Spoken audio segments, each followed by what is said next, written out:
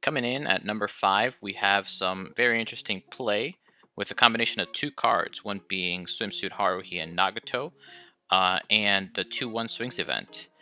First, the player plays a Swimsuit Haruhi Nagato and gives another card Automatic Encore.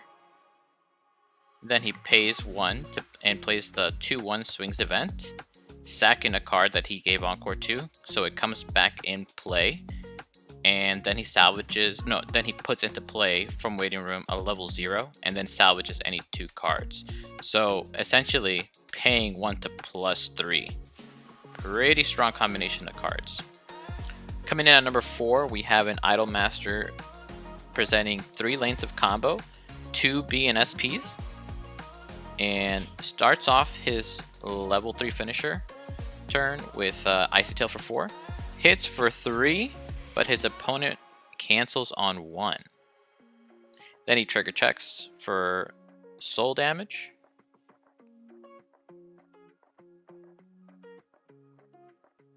And his opponent cancels on 1 again. Then he asks his opponent how many he's out. So he considers doing the Mocha for 2. Instead chooses to do an Icy Tail again. Cost being pay 1, ditch 1, and hits on 1 level 0, so he burns for 1 and then triggers. His opponent eats the 3. His opponent is now at 3-2. Asks to check climaxes again. He's out 7. Mochas for 2, top checks, doesn't find anything, so he knows the last climax is in his hand. His opponent begins to shuffle for refresh. He triggers for 4, and he unfortunately refreshes a climax, takes the rest of the 4, extends hand, and game over. Now normally you'd be safe in this situation, but when your opponent plays SPs, they always trigger for better damage and always just stick more in general.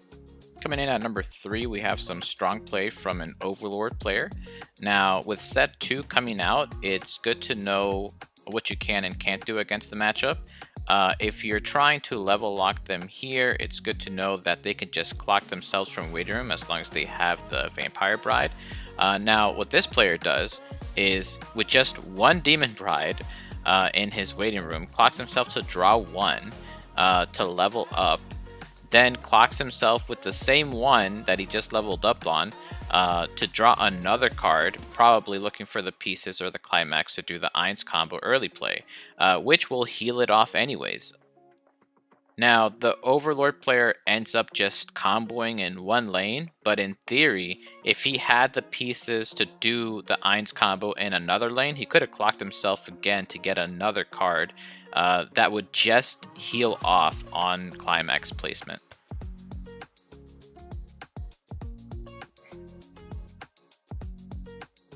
Coming in at number 2, we have some strong counterplay against the Eins combo that we just saw, in the form of a Suisei level 3 combo from the new Hololive 2 set.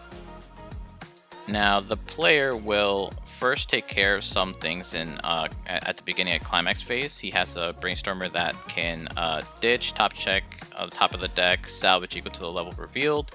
So he'll take care of that and then do the Suisei effect that's on climax placement. Beginning of climax phase, you can send everything to memory and put cards back into play in any order of your choosing. So normally the Eins would be safe because they can't get reversed and they would also have hexproof.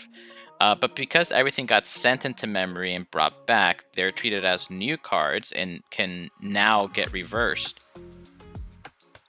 So they do indeed get punished here.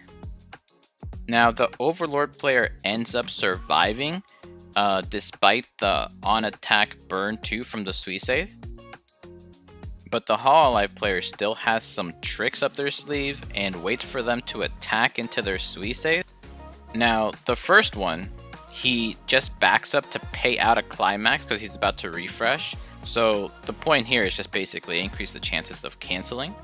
So even though he's still smaller, it's still good basic fundamentals here. But he's not done yet. Now, when his opponent swings into his other Sweet Say lane, he plays a memory counter to get over and denies him an 1 permanently. And then he cancels damage on a lethal for 3.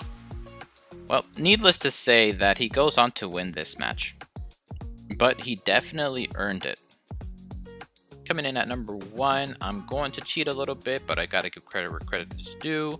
And I'm going to congratulate the first place winners for Springfest Georgia. All 3 players represented their decks in max rarity form, and won with Kaguya Lover's War, Hololive, and Danmachi.